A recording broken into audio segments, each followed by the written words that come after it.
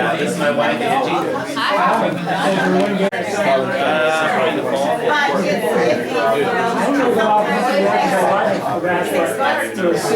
Yeah, well, how long have you been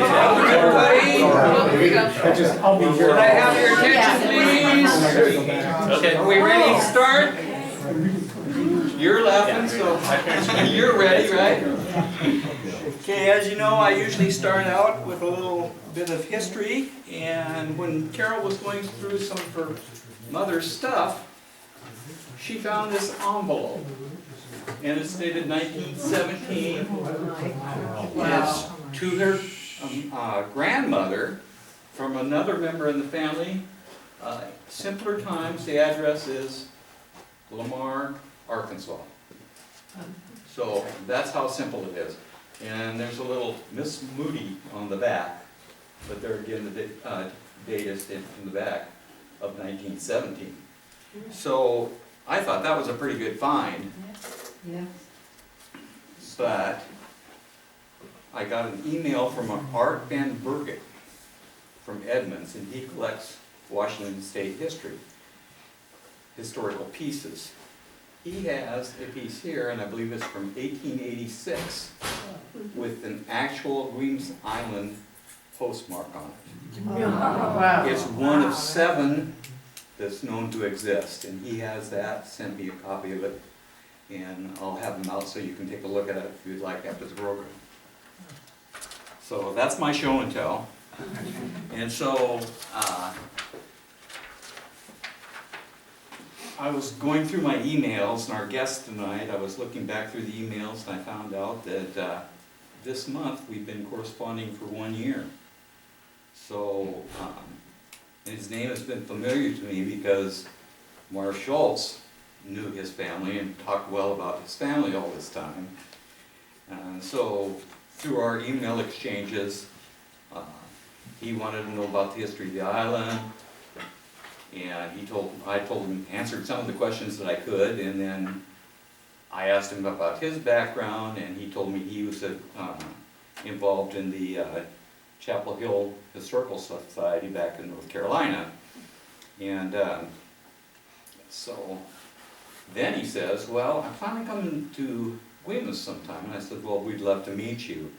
So recently he emailed me and told me that he was going to be here for our June meeting. And so I says, wow, would you like to do a presentation? And I don't know, have a quote here. He says, I'll do it. So we're talking about Dr. William Burlingame, and he's a clinical psychologist in North Carolina and is still active and working. He prefers to be called Bill in a venue like this, so I'd like to welcome Bill and let him go.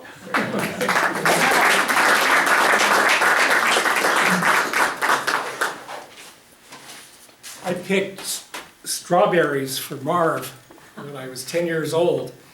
I think he got the runners from the original plants from Charlie Gibbons on that side of the island, but he planted about a quarter of an acre of strawberries. They were not doing terribly well, and the crew of us that worked strawberry picking that summer had slim pickings, I can tell you. But Marv did come and say hello. I haven't crossed many paths with him, but that's one that I do remember. I think I was 10. There were more things that happened between you and me, and there was a little bit of an arm twist there. Finally, I'll do it. Was, I better let this happen and just not struggle with it. What I really want to do is create a manuscript of the 10 years that I was here in the period right after World War II. Wynne Anderson and I also communicated, and he said, nobody has much to say about that period, so would you think about writing it up? So anyway, that started, probably 10 years ago between Wynne and me. I guess he's not here, I've never met him.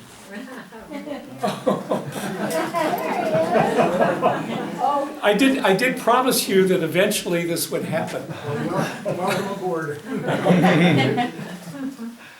I have addictions to history despite being a psychologist.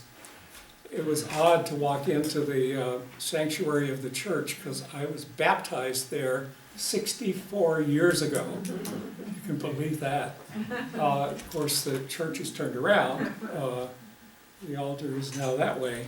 But anyway, that did happen, and sometime I'd like to look at the rolls of the church membership and see if I can find my 16-year-old signature. Anyway, for tonight, I have so much to say. I remember so much that I decided I think I'll just confine myself to 3 topics, and if I don't strike out here, I might come back in a year or so before I lose the rest of my cognition and tell you the rest of it.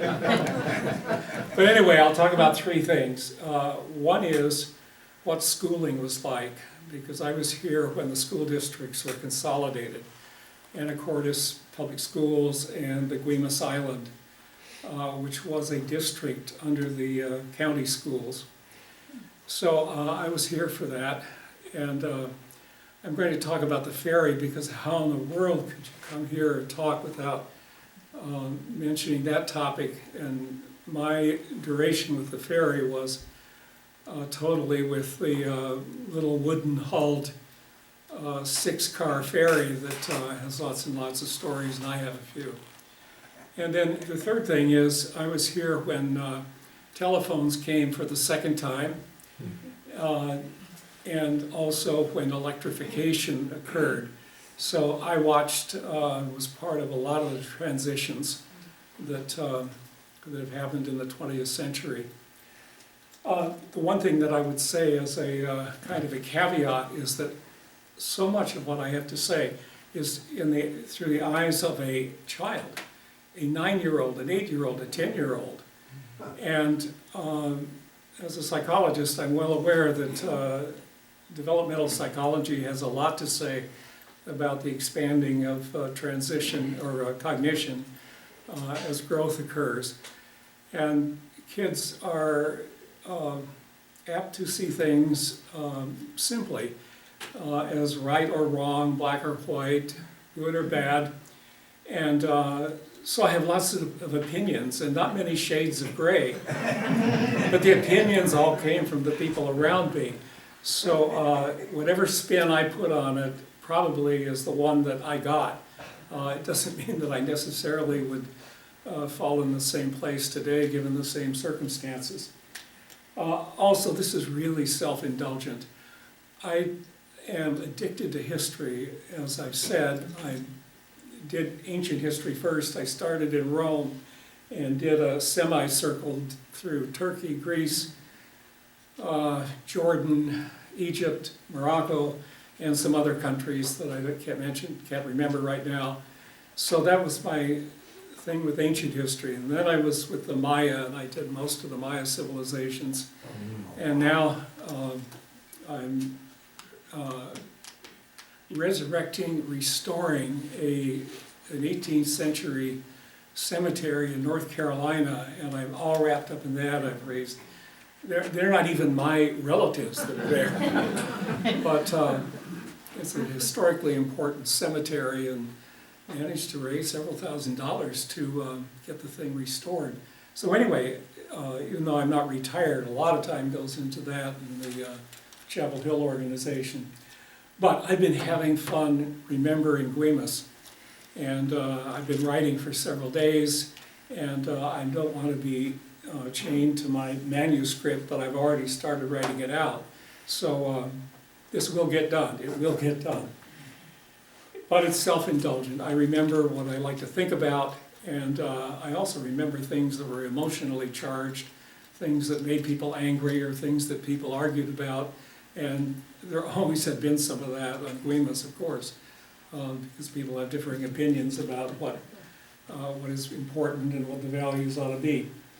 I was here from 1946 until 1956, about. I graduated from Anacortes High School in 1955. My parents were adventurers. My father went to Alaska after he got out of the Navy and worked in an orphanage in an Eskimo village that you could only reach by dog sled or shallow draft boat or by plane. It's still that isolated. There are 250 Eskimos there. And he was the photographer, but he also worked with the young guys in cutting wood for keeping the cabins warm of the staff. I think they had an oil furnace for the building that housed the orphans. The reason for orphans is that the Spanish flu epidemic of 1918, 1919 came late, but was devastating to the native populations in Alaska, just like smallpox had been with the other Native Americans throughout the country. So anyway, there were orphans placed residentially, and he worked with them for a year or two. His first wife didn't like the weather, and so I think he would have stayed, but anyway, they came back and their marriage failed at that point. My mother was the daughter of the superintendent of schools for Yakima, and so after leaving Santa Monica, where I was born, there's an article from the front page of the Santa Monica paper about this swinging couple would this nurse be able to keep this Alaska guy warm from frigid Alaska? Anyway, very suggestive article on the front page. I didn't think they were that famous. Anyway, moved to Yakima, where my father taught welding at in the National Youth Administration facility there. And then World War II happened, and they moved to Renton, where I started school. And most of you are not old enough to remember World War II or to remember rationing. Butter was rationed, bananas were not available, gasoline, you got a sticker to put on the rear window of your car, which entitled you, it was A, B, or C, and you could, and that determined how many gallons of gas you could buy, because of course we were fueling tanks and planes. We had a C, which was a standard American issue, but my dad always said I could get a B because I work at Boeing, and besides that, he was in the Coast Guard and was patrolling the Seattle waterfront at night, protecting the waterfront from saboteurs and so on. So maybe we were entitled to a B, but we never got one. The war ended in 1945, and my family had had enough of Seattle and of Renton. I started school there. There was double shifting, if you can imagine. My first grade teacher had 35 kids from 8 in the morning until noon. And then she had another 35 in the afternoon from 1 to 5. This was due to the attraction of families to work at Boeing, where they built B-29s. So it was quite an interesting transition to leave that. The rationing ended and so on. We were no longer saving bacon fat and stomping on tin cans for the war effort and victory gardens. We were not doing that any longer, to move to Guemes. And let me tell you, it was a shock to my 8-year-old person, because here at that time there was no power, no electricity, no running water, no telephone, no flush toilets, no radio, and it would be years before television, even when we did get power. So it was a very, very different world at that time. And I didn't like it all that much. My job was to cut wood, and I was too young to handle a chainsaw. I did later, but too young to handle a McCulloch chainsaw. But I had to chop wood and feed the fires. We did not have an oil furnace. The school did at that time, but we had 2 wood stoves, one to cook on and one to heat the rest of the house. And that was not just the Burlingames. This was the whole island. There were, in one of your write-ups, I think there were 230 people in the 1940 census, or approximately that anyway. That was a population of Guemes, 230 or 40. Okay, by 1945, with a few veterans coming here with their families, the Veals among them, maybe the population was 250, but none of these people had power plants or electricity from generators, and you have to be able to pump water into a cistern or a tank if you're going to have running water, and those things just were not very common. But that was the way things were at Guemes Island at that time.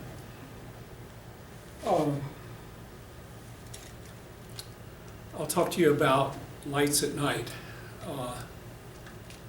The best light at night in those days was the Coleman lantern. It was the best.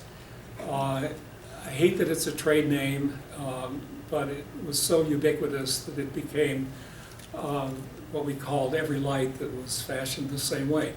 It had white gas under pressure that went up into a venturi and then came out as a vapor into two mantles.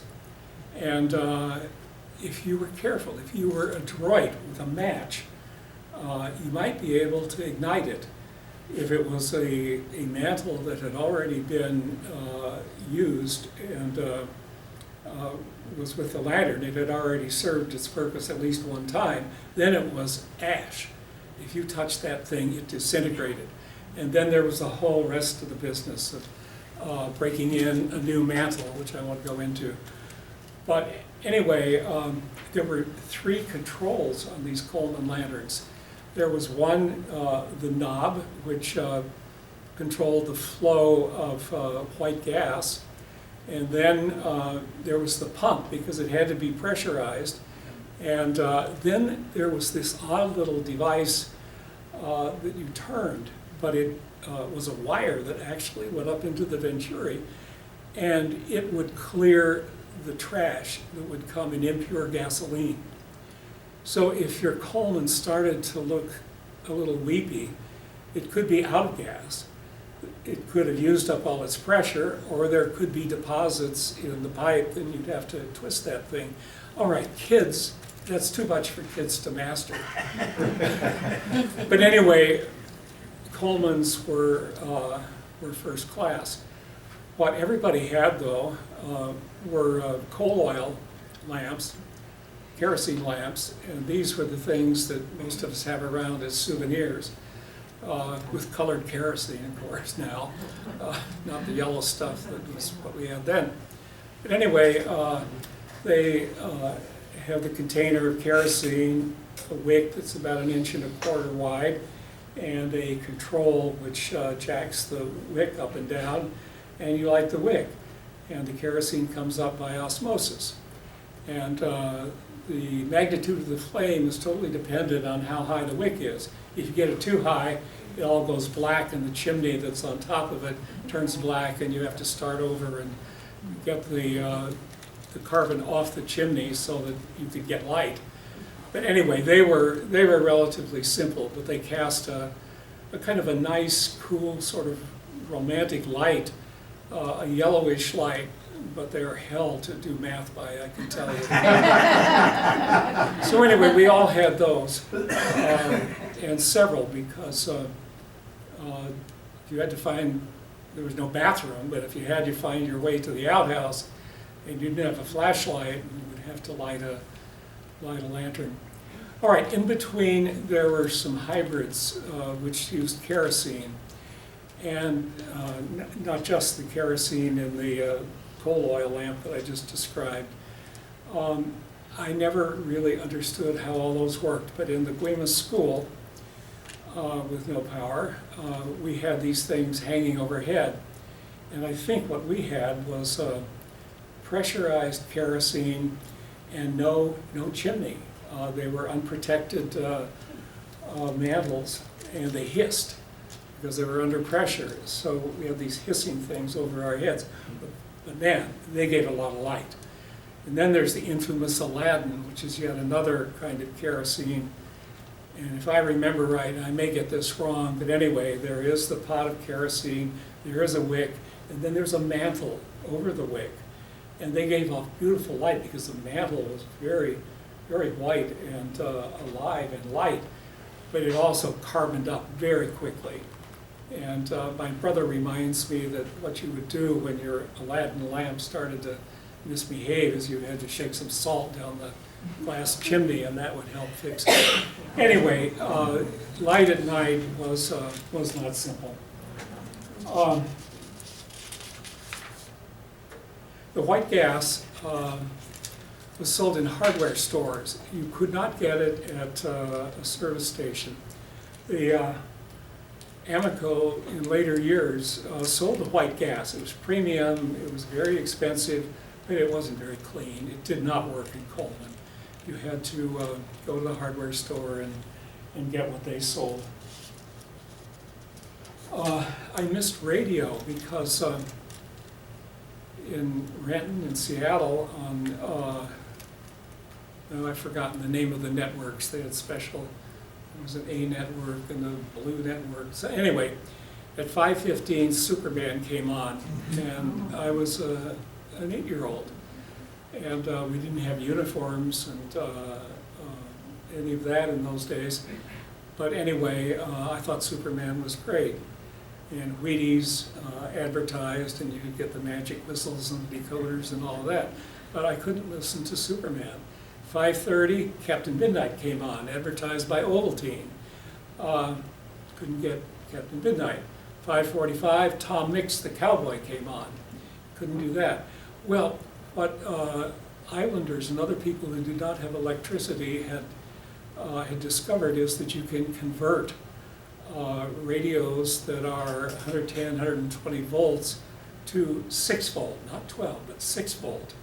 And you can get excellent radio reception that way with a 6 volt car battery. So the house that we moved into had one of those.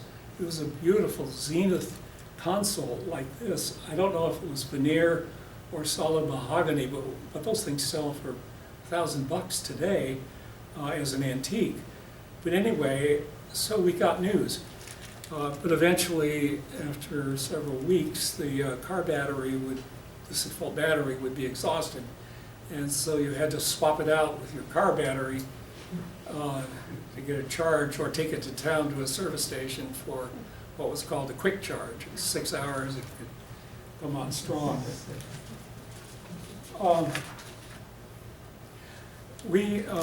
The people who originally owned the properties,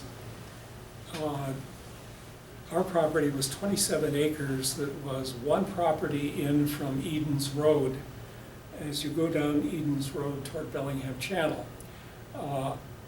Next to the road was the Bush Farm, which was about 19 or 20 acres, and then the next one was our farm, which was 27. And these were owned by the two Strong brothers, I believe. And they're the ones who went on to great fame in Anacortes. One of them was a dentist and the mayor. But anyway, those guys grew up on the island.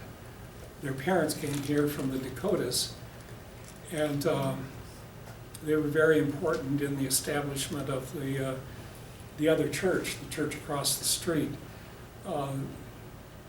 Do you know about that? Did you know there was one there? Yeah. I don't know much about it. It's reputedly a more fundamental. But anyway, I think it more or less failed after the Stroms left the island. And I think they left maybe in the 20s, maybe the 30s. But anyway, they moved to Anacortes and became fixtures of that community. But they did great things on these two properties. One brother on one, the other brother on the other. We had windmills on both. Noisy things. When the blades got bent, they crashed and clashed, and they eventually broke down, and neither windmill was working. What they would have done was pump water, and they would pump water from the well up into a cistern or a tank. And the tank for those days was usually wooden barrel kind of tank, but pretty large. holding hundreds of gallons. Our tank had disintegrated, and so my father, working for Boeing, got a B-29 fuel tank, unused, and with the help of neighbors hoisted it up onto the platform where the wooden tank had been. And so we had running water, but eventually we had to pump it by hand because the windmill had just beaten itself to death with the wind off Burlingame Channel. But there were windmills on this side on that side of the island in a number of places. I can think of at least 4. The Stroms had also wired the house for 6-volt.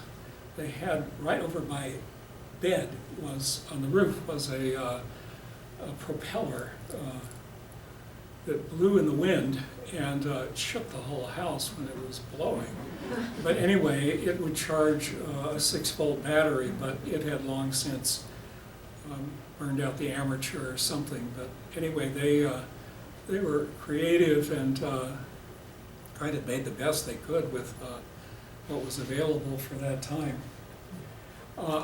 I was small for my age, and that meant that I could perform a very important function.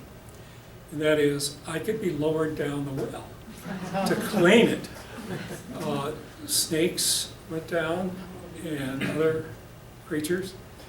And so at 9, I can remember being lowered in a large bucket, not a standard bucket, but a little bit larger than that, 30 feet down at least.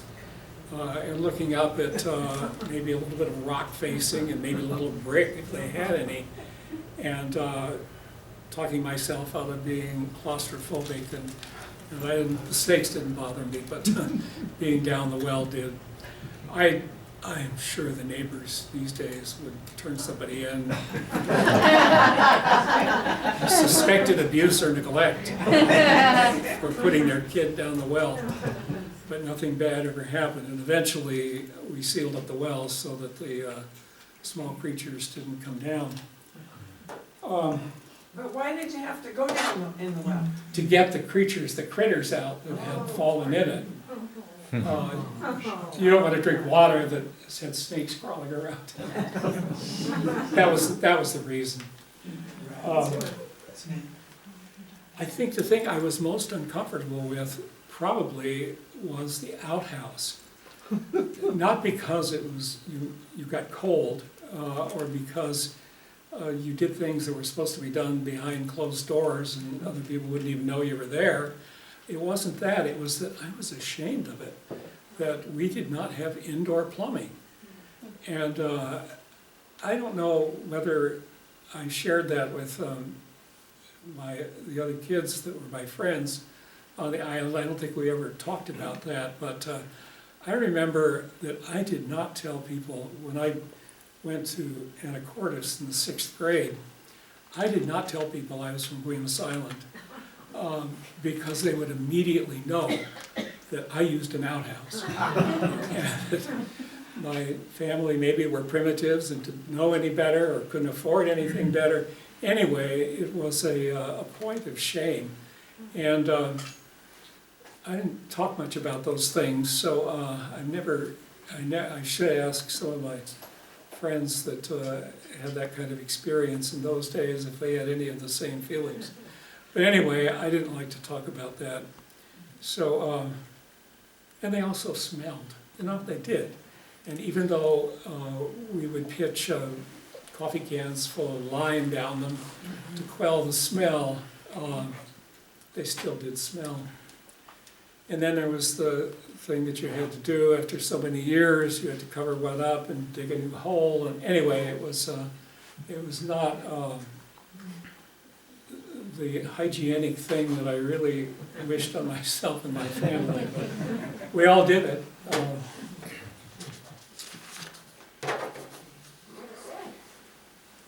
I also think that in retrospect, that I was kind of insecure and maybe a little feeling inferior about living in the northwest corner of the United States. We didn't have oak trees. And yet, can you think of how many novels you've read where there's an oak tree or a spreading chestnut tree or something of that sort. And I didn't realize that there are such incredible virtues to this part of the country until later, and then other people want to come here because of what we have. But we had firs, not oak trees, and I just didn't understand that. Anyway, I got over that. Kids walked to school. Nobody drove their kids to school that I can ever remember.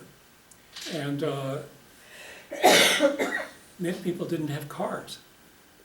The people that lived between here and the ferry dock could walk and carry their groceries. And so they really maybe didn't need cars, but there were families who were less well off that didn't have cars.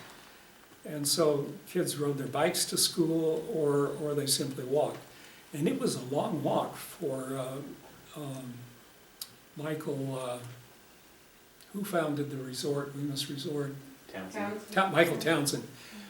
He was a kid, and he walked all the way from those cabins down there to the schoolhouse. And Margie McLean, who, there's a photograph of her that I took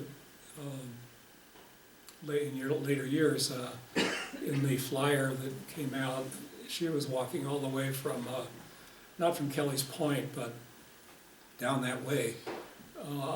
If I get a chance, this or another time, I'll talk about, she and her family lived in the cookhouse, which was on pilings in the swamp in,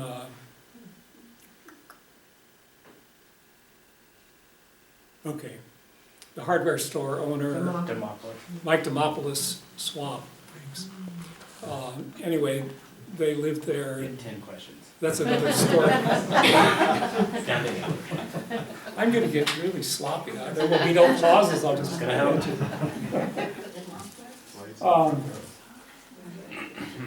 Okay, the school. The building was about between 100 and 150 feet long, and it fronted onto Guemes Island Road. It was on the southeast corner of the park, southeast corner fronting on the road. The well, by the way, is out where that kind of goofy sculpture is that sits on the corner there. That's the well. It was always mounded up. They probably, when they dug the well, they just piled the dirt around it, but there's a definite mound there, and that's where the well was.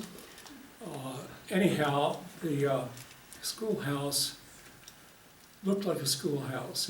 It was a gabled roof, and there was another gable where you entered. There are steps, and the pictures of your family and others from those days have the kids grouped on the steps. Those were where you went into the building. I think there were double doors. There are two big classrooms, maybe 2/3 the size of this room. And the classroom on the right, as you walked in, was the one for the younger kids, grades 1 through 6. And the one on the left was for the older grades, maybe 6, 7, and 8 or whatever, because I think all Kelly School kids went to town, even in those days. When I was there, and I was there for 2 years, in the Guemes Schoolhouse, that other classroom was never used. It was very cold. We didn't play in there. We might mess things up. We went outside to play. There was a woodshed, which is now probably where the shelter is. I think that's where the woodshed was, because the schoolhouse was heated, or that classroom anyway, was heated by wood. And I'm sure it was all stacked in there, but that was a very neat woodshed, and it was a good place to play in the when it would rain. And we had a pom-pom pull-away game led by Dolly Larson, who was a 6th grader, pulling kids away from the sides of the wall. I don't remember the rules. Other times we played hide and go seek and in the front yard. in a game called Kick the Can, which I don't remember the rules even. But we had childhood games. We certainly didn't, they weren't exactly the predecessors to video games for sure. Anyway, it was, there were probably about a dozen kids in the first 6 grades when I started the 3rd grade. And as I say, there we had these hissing lanterns, and there were 2 outhouses there, one over by the woodshed and the other one directly across the field. The schoolhouse kind of backed up against what's now the tennis courts there, kind of backed up that, like that, if you want to imagine. We all got to take turns pumping water. You could get 50 pumps. And the water would go underground and then up into a barrel that was in the hallway that was outside the 2 classrooms. There was a drinking fountain there and a small wash basin. And that's where you hung your coats, your jackets, and left your lunch. And then you went into the classroom. The classroom was organized with the old-type desks, which are kind of interesting. You know, the back of one is the tablet of the one in back of it. There's the tablet and then the seat for the person in front of you. And so a row of those would hold 8 kids or whatever. And I think we had a smaller size for the 1st and 2nd graders, but I'm not absolutely sure of that. There was a hole in the tablet for your inkwell, and once a year we did penmanship, which we all got quill pens and dipped it into the ink and practiced our cursive writing. In North Carolina, we've got 2 bills in the General Assembly right now. One of them is to force school districts to teach cursive writing. Wow. Now, I could tolerate keyboarding as a requirement, but I'm not sure about cursive these days. The other thing is, the legislature wants to force everybody to learn the times tables. Well, I can't argue with that.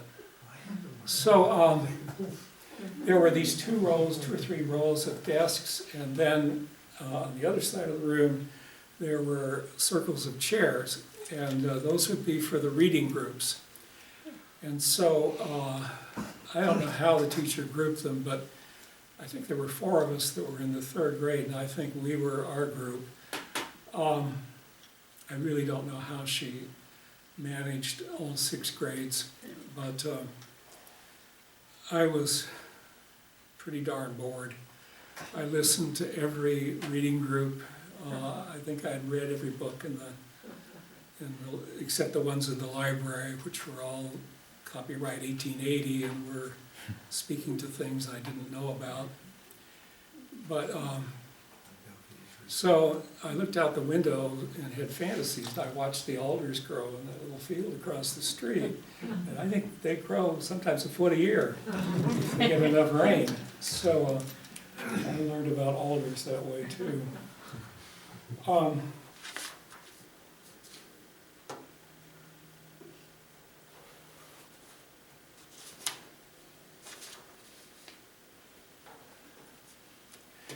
My 1st grade teacher was Miss McShane, and I think she was the first person I ever saw in a rage. And my parents were not rageful. And of course, being a psychologist and having spent a few years in state hospital to work, I've seen some psychotic rages. But at 8 years old, seeing a teacher lose it. There were 4 of us in the 3rd grade.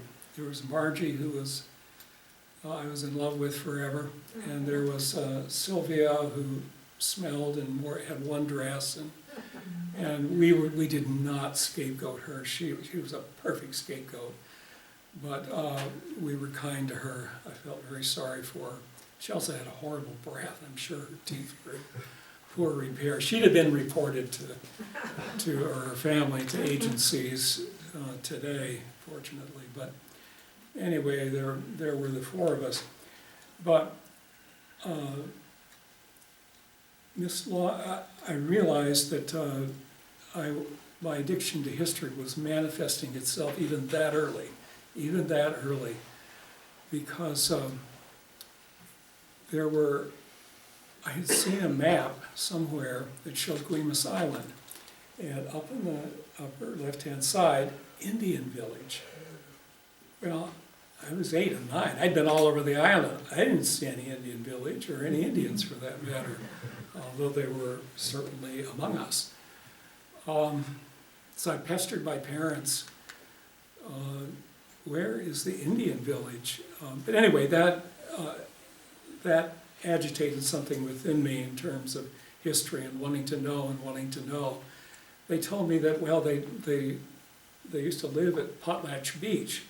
So I wanted to know where Potlatch Beach was. Anyway, but I could feel the pull of history and wanting to know about the past even then. Mrs. Launer, the fourth grade teacher, was a good teacher.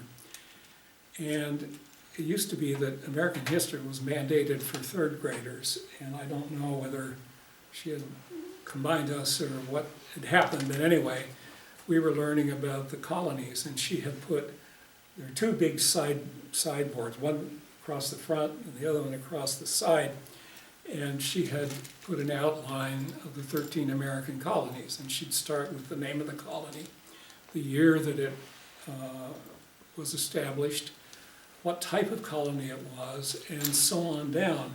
And I was just enchanted. I stayed in one recess to copy it because I didn't want to lose it. This was important stuff. And Ms. Launer came over and said, you know, what are you doing? Why aren't you out at recess? And I said, well, I think this is important. I think but she must have been very gratified because I don't think anybody ever wanted to copy that outline, but that's me in history. Later, she did an important thing that affected me in a way for the rest of my life. The county was administering the school. It had no connection with Anacortes whatsoever, except 9th graders and through 12th graders, if they continued in school, went to town and went to school in Anacortes Public Schools. We were not in the Anacortes district. We were in our own district, which is being administered by the county superintendent of schools. That person hired the teacher, hired the janitor, and that was about all that we got in the way of services at that time. But anyway, they had a regimen of standardized testing, and I'm sure we got some county administered or required tests, and so Mrs. Launer sent a note with Margie's parents through Margie, no telephone, and a note with me to take to my parents about an opportunity. Well, I knew the meaning of that word. That's not particularly difficult for a third or fourth grader at that time. Anyway, she wanted our parents to come to school, but we were not invited. I was worried because Margie's parents didn't have a car, and I wanted to be around her as much as I could, so I tried to talk my parents into picking them up if it was possible. Anyway, they got to the meeting. All right, what she was proposing was that Margie and I had scored so highly on the standardized tests that she was offering us the opportunity to take the 5th grade in the 4th grade year and go into the 6th grade. In other words, skipping a grade or double promoting or whatever. And they asked me, did I want to do it? And well, I was responding to what parents expected and what I thought the teacher expected, and I didn't find anything very difficult about the 5th grade. I'd been listening to 5th graders all day long anyway. So I agreed. I did master, I cookbooked it with multiplication and division of fractions. That's not hard to do if you just remember the little formula. Invert something and multiply. I don't remember it now. So, and the times tables, well, in the old schema, in the 3rd grade you learn 2nd, 2, 3, and 4 times tables, and then in the 4th grade you learn 5, 6, 7, and 8, 9, something like that. And in the 5th grade, you learn the rest. Well, I'd already gotten most of them. I'm still a little soft on 11th and 12th timetables, and I can't remember the higher numbers. So maybe I didn't work as hard as she said I should have. But so anyway, I did it. Would I recommend it? Did I get challenged? Not particularly, but I was then a year physically younger and socially younger, and I felt that when I did go to town in the 6th grade. So I don't know what I'd do, but I graduated at 16 and just a day or two before I turned 17. Was always a year younger, but I lied about my age because I didn't want people to know I was so young. A lot of sensitivities, me in outhouses, lying about my age and so on. Anyway, Miss McShane had a demonstration of fury that I had never seen before in anybody. Charlie was the other, he and I were the two boys, Margie and Sylvia. Well, Charlie did something, I don't know what. We were changing seats to go from reading group back to our desk, and I don't know what he did, but she grabbed him and turned him over her knee and spanked him with a real fury. And we were all so sort of terrified of this lady at that point that we're 9-year-olds that nobody dared ask, what the heck did you do? And I never did know. But anyway, I kept her at a distance. But then Miss Launer was really quite different. She was more like the teachers that I'd had in Renton Highlands. But something terribly funny happened in the 3rd grade, and I'm almost ashamed that I find this funny. I've never told anybody publicly about it before, but I'll tell you. The 3rd grade reader was, the 1st and 2nd grade readers are Dick and Jane, you remember? And Spot and Puff or something. Anyway, Dick and Jane. Well, the 3rd grade reader is Alice and Jerry. We introduce new kids, new characters. And Alice and Jerry, for the whole 3rd grade year, are in Europe.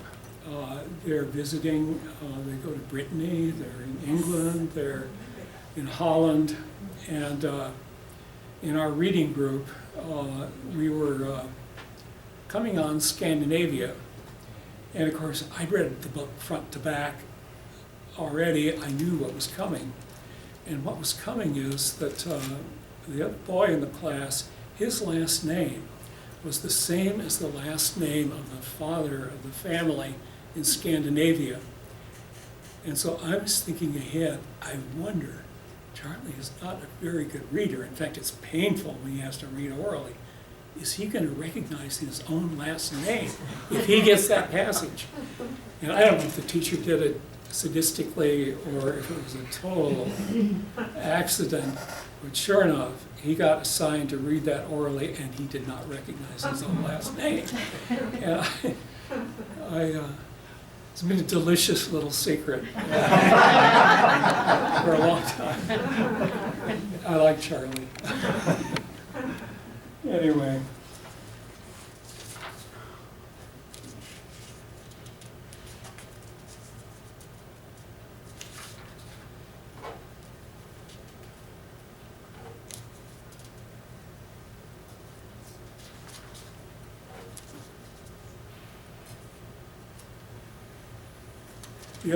The other person that I saw in a rage, I happened to be the principal of Whitney Elementary.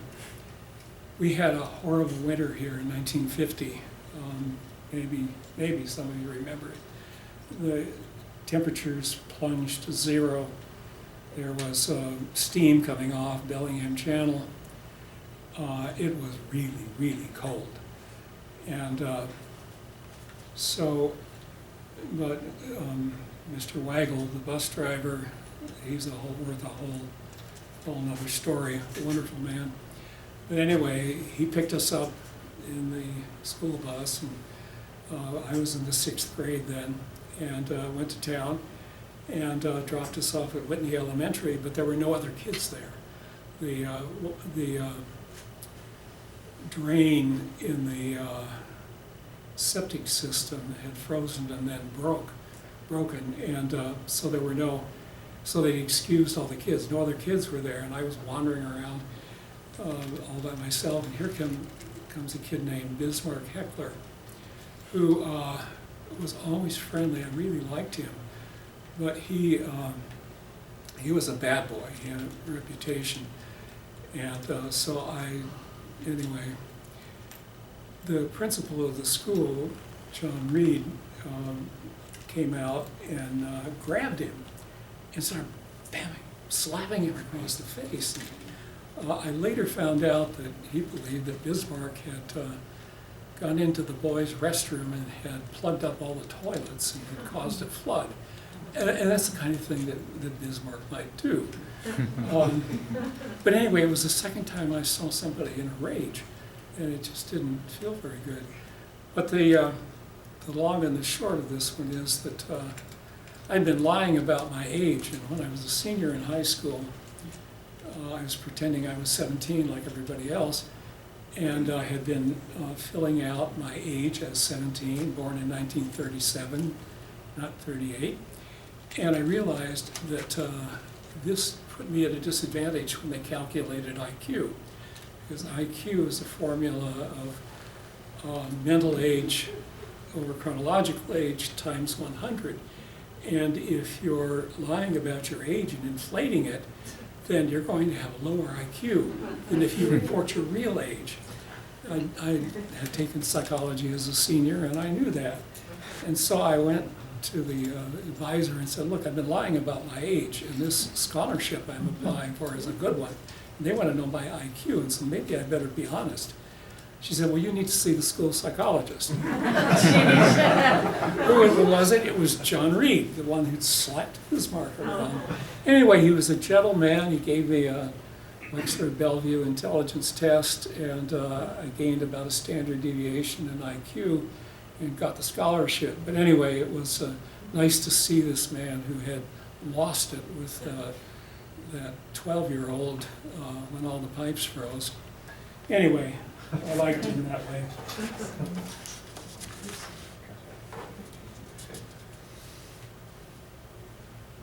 Okay, I witnessed consolidation. The state has an interest in the welfare of all students, you would think. And so it had been concerned about these small, tiny school districts that just didn't have the wealth to, for example, provide school buses. And so I don't know whether it came because there was a mandate in state statute or where it came from, but anyway, it was put up to the island whether we would consolidate with the Anacortes Public Schools and become one district rather than this little district remote from Mount Vernon. So there was a meeting of the Guemes Island Improvement Club, and Bill Veal, who I think was magnificent in those days, all his days. Anyway, he was chairing this, and so we took a vote. It wasn't going to be binding because this is not, a statute. This is not an organization blessed by statute. This was a straw vote by a volunteer improvement club. But anyway, it was the vote was about 40-something to 11. There were a little people that did not want to consolidate. But anyway, that was reported back, and the decision was made to consolidate. And that happened between my 4th grade year, the end of my 4th grade year, and I was going into the 6th because I'd skipped.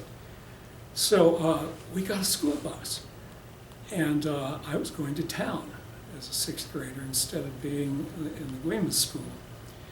And a lot of things changed rather suddenly. So on the first day of school, new school bus, the bus was new to us, but it was, I'm sure, the worst that Anacortes had. It rang. You could not talk. You could not talk. The metal was clanging together on that old bus. But anyway, so we were going around picking up kids on the first day of school. I went to Mrs. Duncan and her 6th grade class and thought I would probably like it. Well, then came the second day of school, and the man who had been, we were never sure whether he was on the county school board, which some people said he was, or whether he was a man hired to do janitorial kinds of things around the Guemes Schoolhouse. But anyway, when we passed the Guemes School, I saw him get out of his car, come up and talk to Cliff Waggle, the bus driver, and tell him something about where the kids were supposed to go. So 5th graders had gone to town the day before. We were now told that we were going to be with Mrs. Lawner another year. And so, being a little puzzled and with no explanation, we did that. And I learned later that this was the unilateral decision of one man who undid in a few minutes the whole consolidation scheme. And I understand that the superintendent of schools in Anacortes, Clifford Duncan, really gave him hell. And of course, he was now his employee because our school on the island was part of the Anacortes system and under the superintendent. Anyway, he, I think, was told to behave from here on out, so there were no more miscalculations about whose class we were in for those grades. And there was never any explanation. I just know what happened because I saw it happen in front of me, and the adults weren't talking about it because kids didn't need to know about those things, I guess. Anyway, so there certainly was some dissension around what was best for the island, whether it was to be in an old system with lesser opportunity or in the new system, which might bring all kinds of new ideas.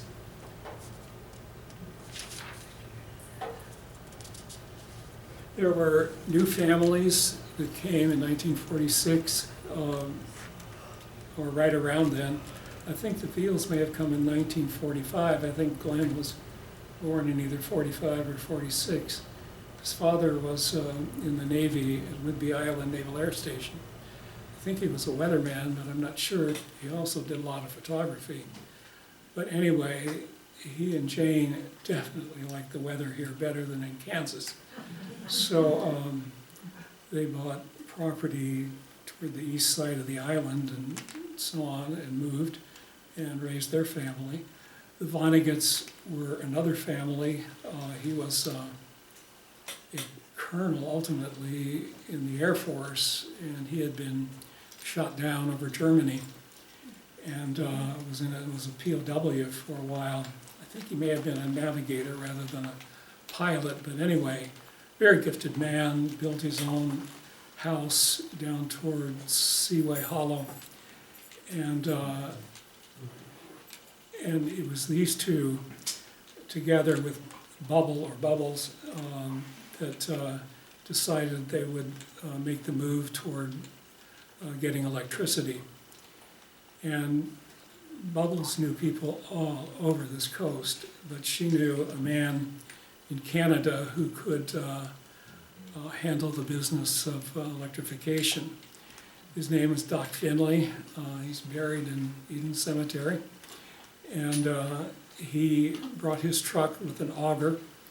And so they drilled hundreds of holes and put in the poles and so on, formed a corporation and sold shares. And what it cost to get on base was $250. That's what it's cost for a share in the new power company. Okay, the people who were subscribing also had to pay for any poles or whatever down a private road if they lived away from the county road. And they also had to wire their houses because there had been no power before that. So it was not without cost, and not everybody could afford it, but it just brought incredible change. There was fundraising at the hall. the islanders went around town and got gifts from merchants, which then became door prizes if you bought tickets and all of that. My mother won a refrigerator, but we already had a propane refrigerator, so we didn't need it. But anyway, somebody got that. But all of this was done at the hall, and all of this wonderful little community kind of celebrating and raising money together. It was a very nice thing.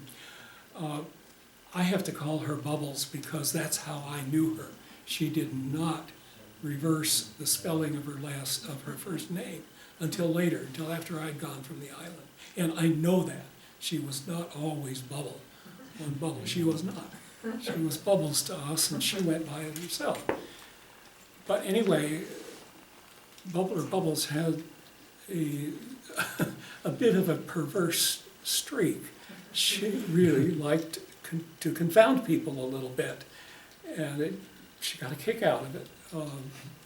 She told me later that she and Doc Finley had been married for years, but they hadn't told the islanders because she delighted in thinking that maybe they were talking about her living in sin down on that road. Honestly, that's what she said. I know her. I babysat her dog. Her dog sat her dog on more than one occasions, and she really did have Native American skulls up on her fireplace. I haven't seen all the write-ups that I've seen in the newsletter, the very great newsletter that Wynn put out and all that. Never did anybody report that she had those skulls. I ran my memory past Jane Reed the last time I saw her, and she said, oh yeah, they were there. So anyway, but Bubbles knew Doc Finley and knew that he had been involved in electrical work elsewhere in British Columbia. So this all happened, and we had a grand finale at the hall. And Bubbles had taken butcher paper and had drawn many cartoons, and they were plastered all over the walls of the hall. And the only one I can remember is Doc Finley getting out of the truck.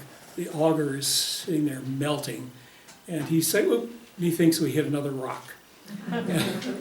Anyway, Jane spontaneously told me the last time I saw that those things were in the attic of that house on Eden Road, but they were so fragile that they couldn't be saved. Anyway, I remember that, and the way the thing was handled is Jane and Bubble were sitting up on stage. There used to be a stage in the hall.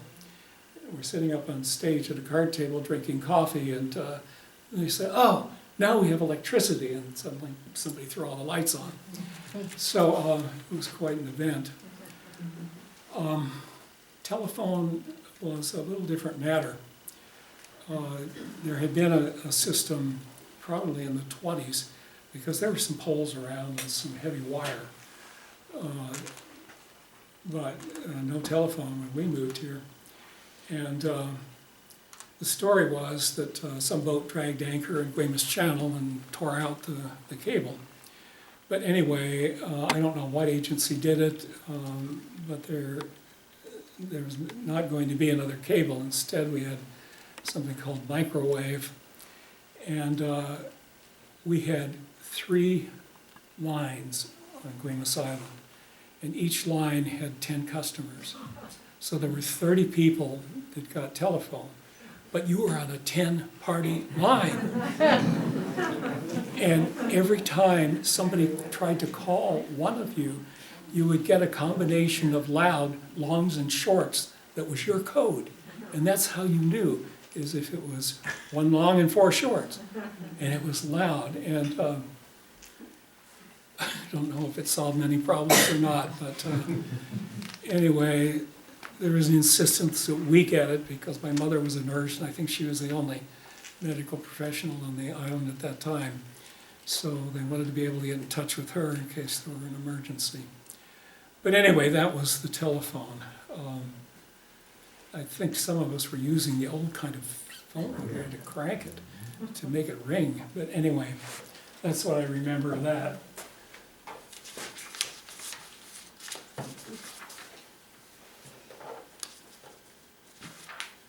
Okay, how much time do we have? As long as you want. I'll go for a few more minutes and then maybe we can talk a little bit. I have to talk about the ferry. I just have to talk about it. What we had was a wooden hulled 6-car ferry that was, ultimately it was lampooned here and there. There used to be a mural that I thought was wonderful.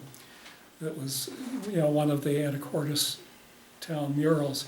It was on the, if you're down at the foot of Commercial Avenue, the Elliott Building, or whatever that first building is, that brick building with Marine Supply down at the end. Well, at the upper end, there used to be a mural of the Guemes Island ferry engine room. And it was just a mockery, strange things and potions and so on.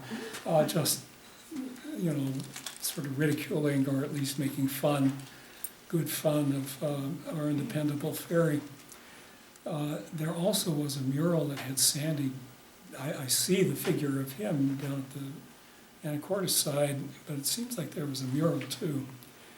Anyway, okay, this ferry could take 6 cars, theoretically, and there were chains at either end. So, and you had to be able to get the chain up.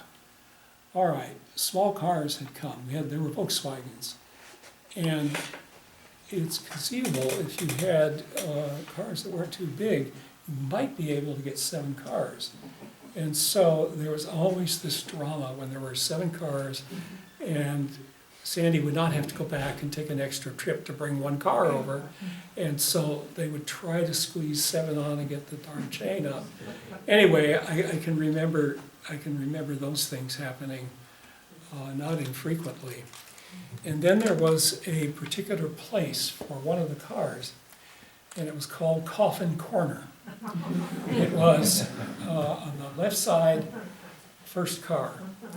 And you had to go in, you had to follow the directions of the deckhand very carefully and squeeze very close to that wall on the port side of the boat in order for the car in the other row to make it. So lots of jokes about Coffin Corner.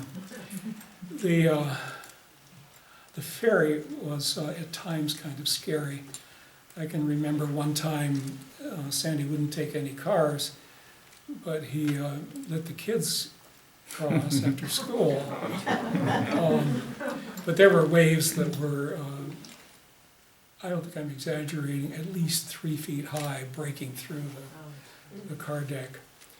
And we had to keep the doors to the cabin closed, and it didn't wash us out too. But also, if I write all this out sometime, I'm going to say something about kid wisdom, the kind of arbitrary, immature thinking of younger kids, where things are absolute, as I was saying earlier, right and wrong. Anyway, the kid wisdom about Sandy Burnson was that he was a good guy, and he was. He didn't charge for specials when people had to get to the hospital. We all knew that. He was a good guy. But kid wisdom was that he was incompetent. And of course we had 2 real heroes before him. Bill Biesner. I can remember Bill Biesner, who was very professional, very stern. But man, that boat came in the way it was supposed to on the Guemes side. And then Bob Leatherwood, who we all liked very much, who ran the ferry when Sandy was taking a day off. So we had something to compare him with. But anyway, the ferry dock on the Anacortes side was up somewhere in the middle of where Dakota Creek is now. That's where the ferry dock was. And so it was angling that way toward Guemes. And the ferry would, when the tide was running out, it was particularly tough. When it was running fast and running out, it would just sweep the boat. And Sandy would try to hit the outboard piling and then go in. But sometimes he hit the piling and he'd rotate clockwise and miss it completely. And my brother tells of a time when he got it stuck between two pylons. So Sandy was a good guy, but there's also a nasty rumor which wasn't true, and that is that the modeling of his nose and his cheek was due to being too friendly with alcohol. I had a very good friend that knew Sandy's daughter very, very well, and they didn't drink in his household, so that was just kid wisdom probably from somebody's conjecture. Anyway, but there's a story that Wynn repeats about Jane and Bill Veal and some others who had gone square dancing on Saturday night, and were coming back from something somewhere else in the county, and the ferry didn't run. It was broken down or something. And so they had to figure out how they were going to spend the night, because the ferry ran at midnight on Saturday night. That didn't happen very often, but it did happen to me. Lauren Orsini was my friend. We were in high school together. And he and I don't think my brother was along, and I don't think Stevie Orsini was along. I think there were two other younger kids that we were sort of cajoled into taking to the movies with us. Anyway, it was Saturday night at the Empire Theater, and we walked back from the Empire to the ferry dock, and Sandy greeted us, scowling, saying, "Ferry's not running tonight."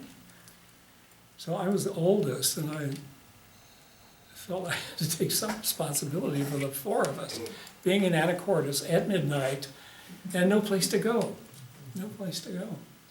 So I thought, well, my old girlfriend's mother always liked me. We walked 26 blocks to 26th Street, up to where Island Hospital is now, and I prevailed on Gladys McLean to, could we sleep there? Well, I didn't sleep much. Lauren snores or snoring, and I don't know about the little kids, but anyway. But I got home, nobody even missed us.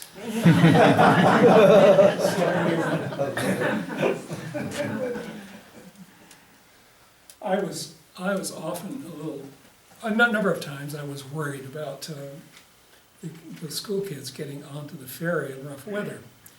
Once you get inside, you're safe, but as you know, the bridge comes down from the dock, and then there's the apron, which is attached to the bridge, and the apron drops down onto the ferry deck. Okay, with this wooden hulled ferry, which was often whipped around by the wind and the water and so on, the ferry would be pitching, and this apron would be rocking with it, because it was fastened to the dock. They weren't moving together, they were moving differently. And there was about a 4-foot space to the left where we had to walk exposed to the pitching waves. There was no gate, there was no fence, there was nothing. And I remember one of the little Harris girls in her plaid coat, I thought she's gone over. But she didn't. But that was a real risk that always kind of worried me. Cliff Weigel said, he didn't talk, he was the bus driver, the famous bus driver for a dozen years, but anyway, he didn't talk much about political things or school district things, but he said, I'm the highest paid bus driver in the state of Washington, but they don't know what I really have to deal with. And he was talking about the responsibility, not just of driving kids around and dropping them off and getting them to school, but supervising them and keeping them safe getting onto this rocking ferry, and also managing their behavior even when they weren't on the school bus. He's going to play a prominent part in this narrative that I'm eventually going to write. Let's see if there's any other ferry stories.